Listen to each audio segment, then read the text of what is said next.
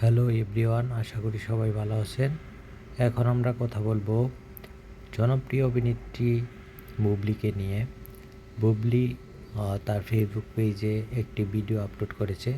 সেখানে দেখা যাচ্ছে লাল গোলাপ ফুল নিয়ে বুবলি বিছানায় সাজিয়ে রেখেছেন এবং সাজাচ্ছেন এবং তিনি নিজেও সাজছেন। এই লাল গোলাপ নিয়ে আসলে তিনি কার জন্য ওয়েট করতেছেন এটার বলার অপেক্ষা রাখে না। অবশ্যই তিনি এখনও শাকিব খানকে মিস করেন এবং শাকিব খানের জন্যই হয়তোবা ওয়েট করতেছেন। তো দেখা যাক কি হয়।